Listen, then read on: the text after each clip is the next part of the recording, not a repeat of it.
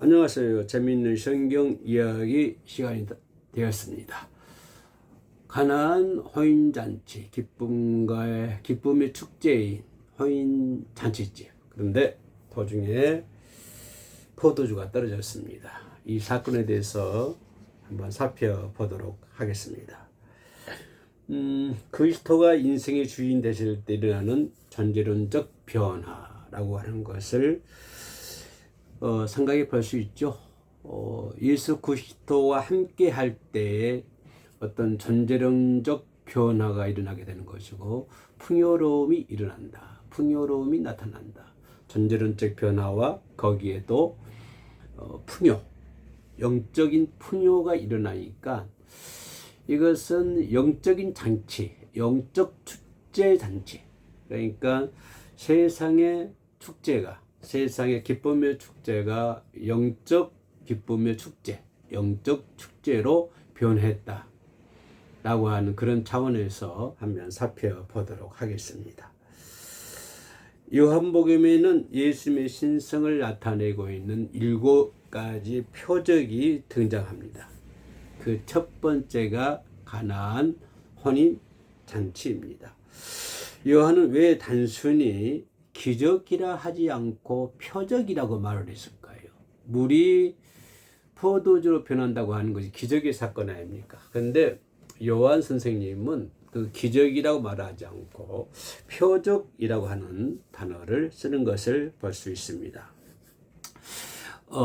저도 시인을 몇 편 시를 쓰고 시를 좋아합니다만은 시인이 무언가를 가리키듯이 이 사건은 예수님이 누구신지를 보여주는 거대한 영적 이정표이다라고 하는 것입니다. 단순히 그냥 그 축제장에서 물이 포도주 변하는 그런 사건이 아니라 예수 그리스도가 누구이지, 예수님이 어떤 분이신가, 거대한 영적 이정표를 보여주는 사건이다. 그래서 요한복음에 나타나는 7가지 표적 중에서 첫 번째로 가나안 호인잔치, 물이 포도주로 변하는 것을 볼 수가 있습니다. 다시 말하면 그 잔치집, 기쁨의 자리 아닙니까? 그 잔치집의 결핍, 그러니까 있었던 것이 떨어지는, 아예 처음부터 없는 것이 아니라 포도주가 6항아리가 있었던 거 보니까 많은 포도주 준비했습니다. 그러나 그 6항의 포도주는 그 집의 만족을 채워주지 못했죠. 그래서 결국은 그 포도주가 다 떨어지는 상태이고, 이 떨어지는 상태를 다른 측면에서 바라보면 결핍된 상태이다라고 하는 것을 볼 수가 있습니다.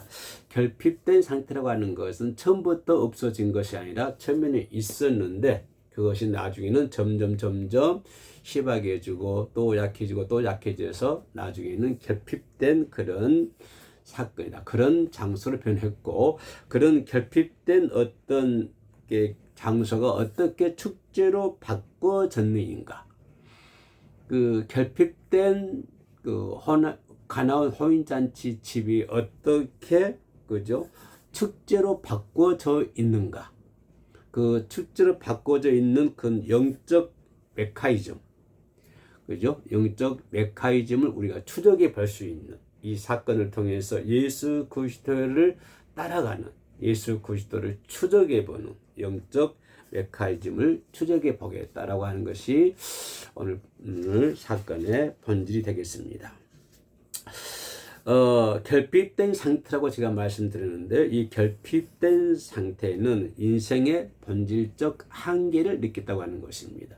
아까 얘기했던 것처럼 처음부터 없었던 것이 아니라 많이 6항아리 정도의 많은 포도주를 만들었는데, 근데 이것은 인생의 본질적인 한계를 느꼈다고 하는 것입니다. 아무리 많은 것을 가졌다고 할지라도 인생은 결국은 결핍될 수밖에 없고, 어떤 물질이 많고 그죠 권력이 있고 권세가 있다 할지라도 그것은 오히려 바닷물을 마시는 그러한 상태가 될 수밖에 없다고 하는 것입니다.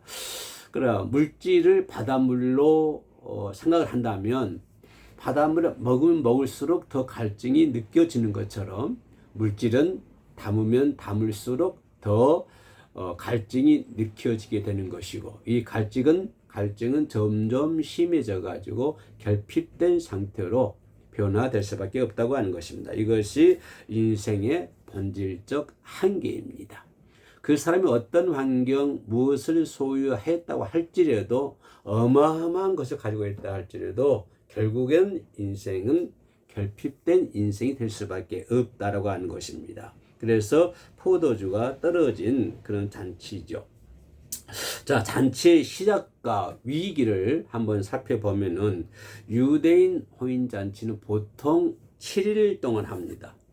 그 당시는 그랬어요. 지금은 어떤지 모르겠습니다만은 7일 동안 지속이 됐고, 또 공동체의 가장 큰 축제였다. 그죠? 여러 공동체, 마을 공동체가 있고 그렇지 않습니까? 그래서 혼인이라고 하는 것은 유대사에서는 7일 동안 계속돼 있었고, 공동체, 그들이 가지고 있는 공동체의 가장 축제였다 하는 것을 볼 수가 있습니다. 그래서 여기서 포도주는 단순히 음료가 아니라 유대 문화에서 기쁨과 축제의 상징이었다라고 하는 것입니다. 우리나라에도 뭐 잔치집이나 이렇게 상가집 보면 항상 술이 있잖아요. 우리 시골에서는 항상 뭐 상가집이든지 잔치집이든지 술이 빠지지 않았죠. 당시 유대도 마찬가지입니다. 그래서 단순히 포도주는 음료가 아니라, 그죠, 기쁨과 축복의 상징이었다고 하는 것입니다. 그런데 가장 큰 기쁨과 축제의 상징이었던 포도주가 떨어졌다고 하는 것이에요. 3절에서 포도주가 떨어진지라라고 얘기하는 것을 볼 수가 있습니다. 이건 뭐냐면 가장 축제의 장소, 가장 기뻐해야 할 장소에서, 기뻐할 자리에서 치명적인 결핍이죠. 그리고 수치가 찾아왔다고 하는 것입니다. 가장 좋은 시간에, 맞아? 가장 좋은 자리에, 축제의 자리에 치명적인 결핍이 오고, 더 나아가서 수치가 찾아왔다고 하는 것입니다. 이것이 우리 인생의 본질이 아닌가 그렇게 생각을 합니다. 한때는 뭐 풍성한 것 같고 많은 것이 있는 것 같고, 그렇지만 결국에는 시간이 지나면은요, 결국에는 치명적인 결핍이 오게 되는 것이고, 그래서 결국에는 인생은, 예수 그리스도가 없는 인생은, 오늘 본문에 빗대보면 포도주가 없는 인생은 결국은 결핍된 것이고 수치가 찾아올 수밖에 없다고 하는 것입니다. 예수가 없는 인생은 결국에는 결핍이고 결국에는 수치인데, 그 수치는 이루 헤아릴 수가 없는 것이죠. 그죠? 그 결핍은 인간의 상상을 초월하는 그런 결과를 초래하는 것입니다. 그게 뭡니까? 결국은 지옥행이라고 할 수밖에 없지요. 그래서 우리가 이 차원에서 보면 인간 스스로가 준비하는, 그죠, 기쁨과 자원은 아무리 완벽해 보여도 결국에는 바닥이 드러날 수밖에 없다고 하는 것입니다. 물질을 아무리 많은 물질을 준비한다고 할지라도 결국은 바닥을 드러낼 수밖에 없는 것이고, 나르는 새가 떨어지는 권력이 있다 하고 권세가 있다 할지라도 결국은 바닥을 드러낼 수밖에 없습니다. 인생은 결국에는 바닥을 드러낼 수밖에 없습니다. 아무리 멋있는 환경, 그죠? 제 아무리 좋은 환경, 이 세상을 정말 많은 것을 소유했다고 할지라도 예수 그리스도가 없는 인생은 결국에는 바닥을 드러낼 수밖에 없다고 하는 것입니다. 포도주의 유통기한이 있잖아요. 모든 음식은 유통기한이 있습니다. 유통기한이 있는 것처럼 건강에도요 유통기한이 있고, 재물에도요 유통기한이 있고, 명예에도 유통기한이 있고, 인간관계도 유통기한이 있고, 더 나아가서 우리의 인생도 유통기한이 있습니다. 영원한 것 아무것도 없어요. 모두 다 유통기한이 있습니다. 유통기한이 음식물 유통기한이 있으면 유통기한 지나면 갖다 버리잖아요. 쓰레기가 될 수밖에 없잖아요. 인생도 마찬가지라고 하는 것입니다. 그죠? 유통기한이 있을 수밖에 없다고 하는 것입니다. 그러면 이런 관계 속에서 기적을 가져오는 관계의 전환, 다시 말하면 선임에서 주인으로 바꿔지는 그러한 얘기가 된다고 하는 것입니다. 자, 초청과 중보지요. 물론 예수님도 그 자리에 참여했겠지요. 또 예수님의 제자들도 물론 함께 그 자리에 참여를 했을 것입니다. 2절에 보니까 예수님과 제자들도 예수님뿐만 아니라 제자들도 잔치에 초청을 받았다라고 성경은 기록하고 있습니다. 자, 그 위기 순간에 바닥 결핍되고 그죠? 바닥이 나 있는 그 순간에 그 자리에 주님이 계셨다고 하는 것은 그죠? 반전의 시작입니다. 다시 시작하는 거예요. 만약 그 자리에 주님이 계셨지 않았다고 한다면 그 잔치는 결국에는 결핍이 되고 바닥이 났을 것입니다. 그러나 바닥이 나는 그 상태였지만 그 자리에 누가 계셨어요? 예수 그리스도가 계셨어요. 예수 그리스도가 계셨다고 하는 것은 그죠? 반전의 시작입니다. 인생도 마찬가지. 인생도 유통기한이 있다고 그랬죠. 유통기한 끝났어도 그 자리에 누가 계시면 예수 그리스도가 계시면 다시 반전의 시작이다 라고 하는 것을 볼 수가 있습니다. 가나안 호인 잔치집에서 그거를 지금 지적하고 있는 거예요. 그거를 지금 말씀하고 있는 것이요. 자, 마리아는 문제가 발생하자 이제 포도가 떨어졌죠. 그래서 예수 그리스도의 어머니죠. 성모 마리아. 마리아가 사람과 상의하지 않습니다. 주인과도 상의하지 않고 거기 오는 누구였던 손님과도 상의하지 않고 즉시 누가 달려갑니까? 예수님에게 달려가서 예수님에게 문제를 고한다라고 3절에서 얘기를 해주고 있어요. 그러니까 성모 마리아는 아무에게도 말하지 않고 의논하지 않고 그냥 예수님께만 그 문제를 고합니다. 문제를 고해. 이것이 뭐냐면 기도의 원형입니다. 이것을 가나안 하인 잔치 이 사건에서 이거를 놓치면 안 되는 거예요. 이게 기도의 본질이고 기도의 원형입니다. 원형. 우리가 기도할 때 누구하고 의논하고 합니까? 어떤 문제가 발생하면 곧장 누구한테 고해야 돼요? 예수님한테 고해야 되죠. 자, 그 잔치집에서 성모 마리아가 그죠? 그 포도주가 떨어지니까 곧장 예수님께 고하는 것처럼 이 기도의 원형이라고 하는 거죠. 우리도 성도는 그렇게 기도 생활을 해야 된다고 하는 것입니다. 자, 여기서 보면은 호칭의 비밀이죠. 주권의 이동. 이거 주권이 바꾸어지는 것을 볼 수 있습니다. 자, 결핍된 그 장소에서 이제는 손님으로 왔던 예수 그리스도가 이제 뭡니까? 그 주권이 그죠? 모든 주권이 예수께로 넘어가는 거예요. 지금까지는 그 잔치집 주인을 위주로 해서 기쁨의 자리를 만들었고 축제의 자리를 만들었지만 그러나 그 축제의 자리가 결핍되고 바닥이 나니까 이제는 주권이 어디로 돌아갑니까? 예수 그리스도께로 자연스럽게 돌아가는 거예요. 우리 인생이 그렇다고 하는 것입니다. 내가 주권이 가졌지만 그 자리에 예수님이 함께하면 내 주권이 당연히 어디로 넘어가요? 예수 그리스도에게로 나의 주권이 모든 주권이 다 넘어가는 거예요. 이걸 얘기하는 거예요. 이때 마리아가 예수님께 그런 이제 기도의 원형을 보여줬지요. 그랬더니 예수님께서 뭐라 합니까? 그 유명한 말을 하죠. 여기서 여자여 말 나옵니다. 여자여 나와 무슨 상관이 있나이까? 내 때가 아직 이르지 못하였느니라 라고 4절에서 대답을 하고 있습니다.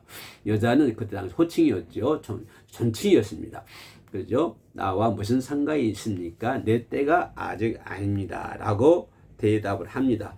여기서 보면은 내 때가 아직 아니다 라고 얘기합니다. 여기서 보면 예수님께서 마리아의 부탁에 거절하는 것처럼 보이죠. 그죠? 보이지만 이는 공생의 시작을 알리는 아주 중요한 사건이에요. 예수님의 공생의 시작을 알리는 가장 중요한 시간이다. 내 때가 아니다라고 거절했지만 이제는 내 때가 되었다고 하는 것입니다. 내 때가 곧 시작이 된다고 하는 것입니다. 그죠? 지금 예수님께서 어머니에게 얘기한 거, 내 때가 아니다 그 말은 지금까지는 내 때가 아니었지만 그러나 곧 내 때가 시작을 알리는 종소리였다고 하는 것입니다. 그래서 주권이 이제 예수 그리스도 육신의 주권이 영의 세계로, 육의 세계에서 이제 영의 세계로 넘어가는, 그래서 예수님의 공생의 시작을 알리는 그 때를 얘기하고 있다. 우리는 여기까지 침투해야 된다고 하는 것입니다. 육신의 아들이 아니라 인류를 구원할 메시아로 일하겠다고 하는 것입니다. 지금까지는 육신의 아들로 아버지 일을 도와서 일을 했지만 이제부터는 무슨 일이죠? 메시아로서의 일을 하겠다라고 하는 그 때를 알리는 아주 중요한 부분이다. 그 예수님의 때를 알려주는, 이제는 육신의 때가 아니라 누구의 때? 영의 때. 육신의 아들이 아니라 이제 온 인류를 구원할 메시아의 때, 메시아의 길을 가야 하는 그 때. 그래서 요한복음 7장에 나와 있는 모든 표적 가운데 첫 번째가 가나안 호인잔치. 첫 번째로 하는 것은 뭘까요? 문을 연다고 하는 것이죠. 문을 제치고 이제는 나아가는데 그 나아가는 방향이 뭐냐면은 메시아의 때를 알리는 그런 아주 중요한 사건이, 중요한 일들이 가나안 호인 잔치집에서 일어나고 있었다라고 하는 것을 볼 수가 있습니다. 그래서 이 어머니 마리아이는 하인들에게 얘기를 합니다. 뭐가 냐면 무슨 말씀하시든지 그대로 하라라고 5절에서 말씀해 주고 있습니다. 여기서 중요한 것은 순종해. 어떤 얘기를 하든지 간에 그대로 하라. 이건 뭡니까? 절대적인 순종을 얘기하고 있습니다. 다시 말하면 순종이 절대적인 가치이며 순종이 메시아의 길을 걸어가는데 우리가 나아갈 수 있는 길이라고 하는 것입니다. 육신의 주권에서 영의 주권으로 바꿔질 수 있는 비결이 뭐냐면은 무슨 말씀을 하시든지 그대로 하라라고 하는 절대적인 순종입니다. 절대적인 순종이 있을 때 그렇게 변할 수가 있는 것입니다. 절대적인 순종이 있을 때 물이 포도주로 변하는 것처럼 절대적인 순종이 있을 때 우리가 육의 세계에서 영의 세계로 넘어갈 수 있다라고 하는 것입니다. 무슨 말씀을 하든지 어떤 말을 하든지 네 생각과 네 어떤 사상과 네 어떤 계획, 네 어떤 짐작 전부 없애버리고 너의 모든 생각, 너의 어떤 마음, 머릿속에 있는 거, 내 마음속에 있는 거, 네 모든 거 전부 다 없애버리고 오직 그분의 말에 순종하라고 하는 것입니다. 근데 우리는 순종할 때 우리 머리에서 얼마나 돌아갑니까? 이거 생각하고 저거 생각하고 자기 사상에 의해서 답변을 하고 자기 살아오는 경험에 따라서 답변을 하고 자기 생기 먹는 대로 답변을 하고 다 쓰레기. 전부 쓰레기야. 다 버려야 돼. 내가 가지고 있는 중심 다 버리고 이제 나는 없어요. 나는 없고 오직 누구예요? 예수님께서 무슨 말씀을 하든지 그대로 순종할 때에 우리는 그 잔치 자리에 참여할 수 있다고 하는 것입니다. 참여할 수 있다고 하는 것이죠. 자, 여기서 예수님을 하객했잖아요. 손님으로 초대받았잖아요. 제자들에게. 근데 여기서 보면 예수님은 하객, 손님의 자리에서 이제는 잔치를 주관하는, 물을 포도주 바꾸니까 잔치를 주관하는 주인의 자리로 이동시키는 그러한 순간이었다고 하는 것입니다. 이제는 내가, 그죠? 내 자리가 이제 아니고 내 자리에 이제 나의 주권자이신 예수께로 나의 주권을 예수께로 옮겨지는, 그리고 나의 주권 내게 오셔서 예수님은 내 속에 오셔서 나의 모든 주권을 행하시는, 그죠? 그런 역사적인 일이다라고 하는 것입니다. 자, 그렇게 역사적인 이 일을 하기 위해서는 전제 조건이 있었지요. 뭡니까? 예수께서 뭐라고 하든지 그대로 순종하라. 그렇게 될 때에 예수님은 내게 오셔서 나의 모든 주권을, 나의 주권을 행할 수가 있다라고 하는 것입니다. 근데 또 여기서 우리가 중요하게 생각해 볼 수 있는 것은 물 항아리 6개입니다. 이것은 6개는요, 구속사적 배경과 순종에 있는 것입니다. 요한복음 2장 6절로 8절에 나와 있는데요. 자, 돌 항아리 6개의 신학적인 의미가 무엇일까라고 우리는 생각해 볼 수가 있습니다. 본문은 유대인들의 정결 예식을 따라서 돌 항아리 6개를 놓았다고 합니다. 정결 예식입니다. 돌 6개를 내었다고 기록하고 있습니다. 물을 담아 손을 씻는 이 항아리는, 그죠? 이 항아리는 유대교 율법적 정통을 상징한다라고 하는 것입니다. 율법적 정통을 상징하는 것이 돌 항아리 6개라고 하는 것입니다. 그죠? 돌 6개. 이거는 유대인들의 정결 예식이에요. 근데 유대인들의 정결 예식에 따라서 돌 항아리를 6개 놓았다고 하는 것은 뭘 얘기하냐면은 이것은 율법적인 정통을 상징하는 거예요. 그래서 그 잔치 자리에 율법적인 정통들이 있었다. 율법적인 것들이 그 잔치에 있었다라고 하는 것을 돌 항아리 6개를 우리가 생각해 볼 때 알 수가 있는 거예요. 다시 말하면 이 6이라고 하는 숫자, 이 숫자는 성경에서 인간의 숫자이자 불완전함을 뜻한 것이에요. 인간은 불완전하죠. 6이란 말은 7전 안주 숫자를 하고 6이라 하는 것은 인간의 숫자를 나타내는가 하면은 불완전한 숫자이다라고 얘기를 합니다. 그래서 신학을 아신 분들은 전화번호에 6자를 잘 안 넣고 있더라고요. 왜냐하면 인간의 숫자이고 불완전한 숫자이기 때문에. 그래서 돌 항아리 6개라고 하는 것은 왠지 좀 불안한, 그래서 율법 가지고는 안전하지 않다라고 하는 것입니다. 그래서 율법이라고 하는 것은 이것은 잔치 자리에 율법의 전통적인 예식이 율법적 정통이 거기 있는데 그것 가지고는 율법 가지고는 불안전하다. 뭘 의미하냐? 왜 율법 가지고는 불안전할까요? 어디서 우리는 그걸 이해할 수 있을까요? 6이라고 하는 숫자에서 우리는 그걸 알 수가 있습니다. 6이라는 숫자는 인간의 숫자이고 불안전한 뜻을 가지고 있기 때문에 그 잔치집에 6개의 항아리가 있었다고 하는 것은 불안전하다. 안전하지 않다. 자, 불안전하다고 하는 것은 뭘 의미할까요? 안전을 향해서 나아가야 된다고 하는 것입니다. 불안전한 상태에 있으면 불안하잖아요. 그렇기 때문에 불안전한 상태에 있으면 안전한 상태로 나아가는 시발점이 돼야 되는 것이죠. 그래서 율법적인 것을 가지고는 온전하지 않다, 완전하지 않다라고 하는 것을 생각해 볼 수가 있습니다. 다시 말하면 율법과 형식으로는 인간의 본질적인 죄와 갈증을 안전히 벗어날 수 없다고 하는 것입니다. 아무리 율법을 강조하고, 그죠? 그 율법적인 돌 항아리 6개 다 포도주를 담았지만 결국은 결핍되고 바닥이 났잖아요. 그런 것처럼 인간의 본질적인 죄와 간증은 율법 형식으로는 인간의 본질적인 죄와 어떤 갈증을 완전히 씻어낼 수가 없는 거예요. 그래서 7절과 8절에서 뭐하면 예수님은 항아리에 물을 채우라고 하셨다. 그래서 하인들은 그 아기까지 가득 채우는 것을 볼 수가 있습니다.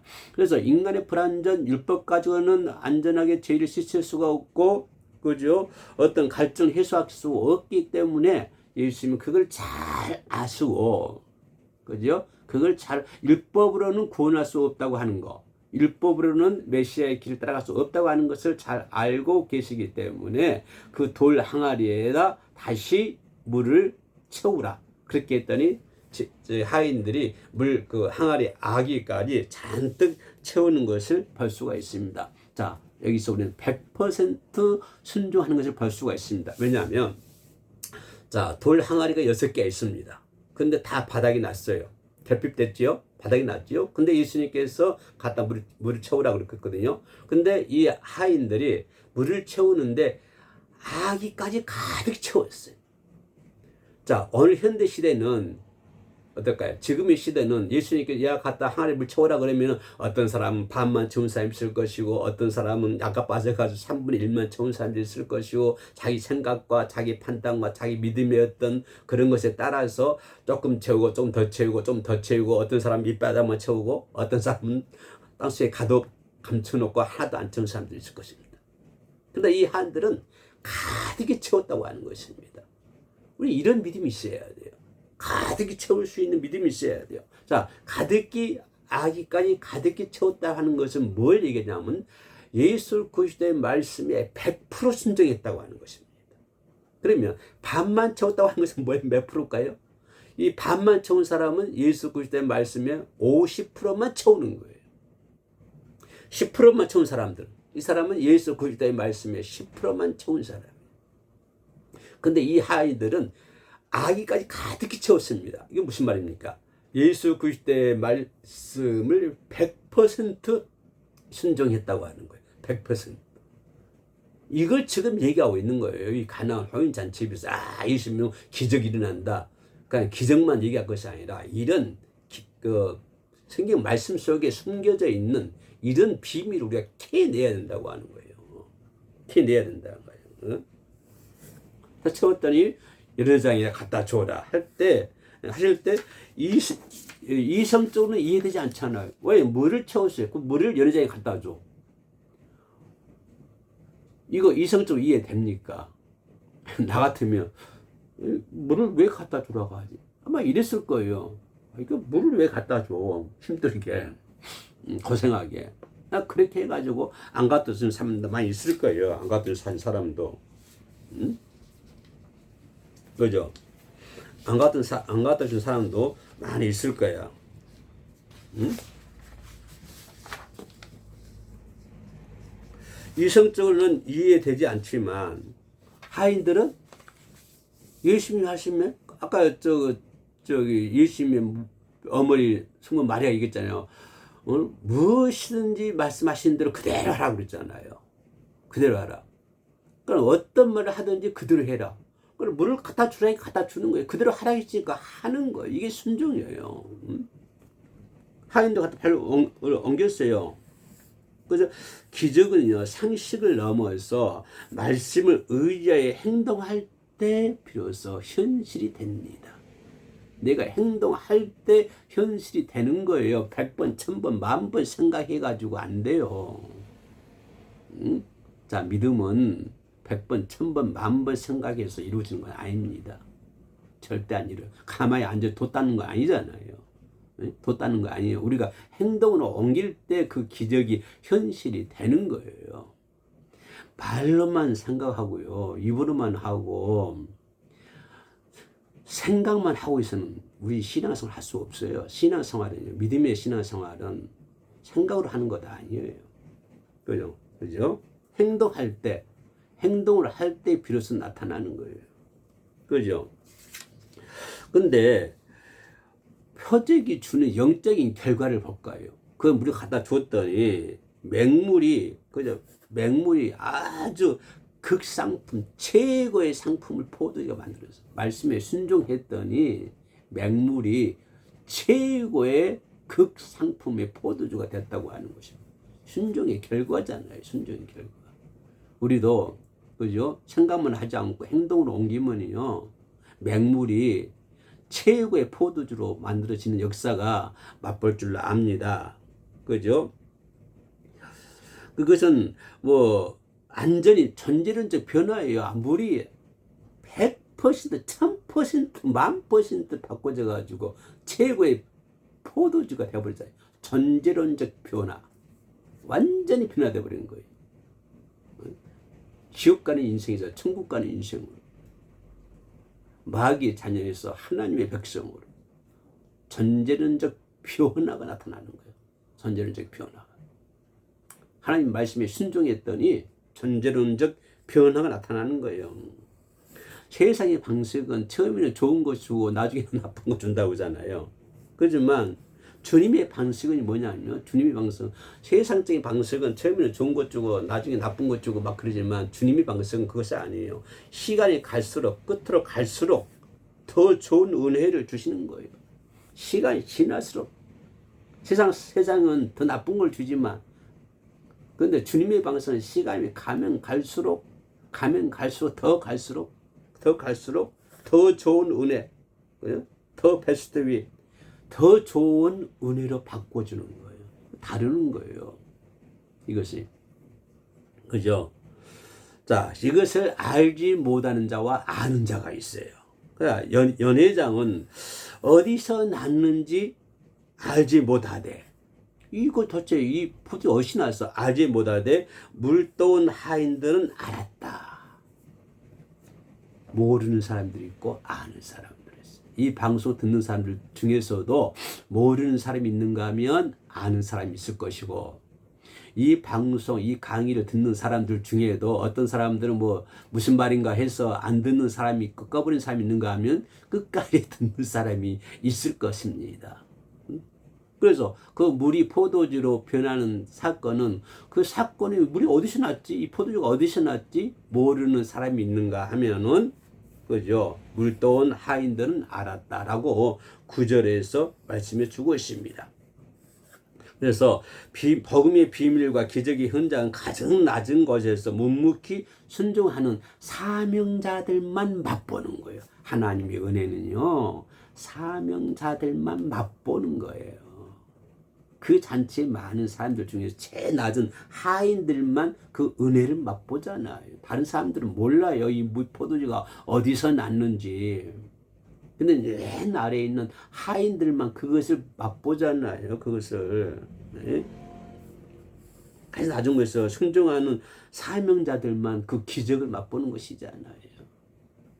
그죠? 그래서 예수께서 이 표적을 행하여 그의 영광을 나타내시며 제자들이 그를 믿으리라 라고 하는 것을 볼 수가 있습니다. 이거는 예수 그리스도가 창조주이심을 보고 영광 돌리는 거예요, 제자들이. 그죠? 그래서 온전히 신뢰하게 만드는 이 표적의 최종 목적이 될 수 있다고 하는 것입니다. 그래서 가나안 호인 잔치집은 우리들에게 많은 것을 시사하는 그러한 내용이 되겠습니다. 자, 김성광의 재미있는 성경 이야기 끝까지 시청해 주셔서 감사합니다. 샬롬.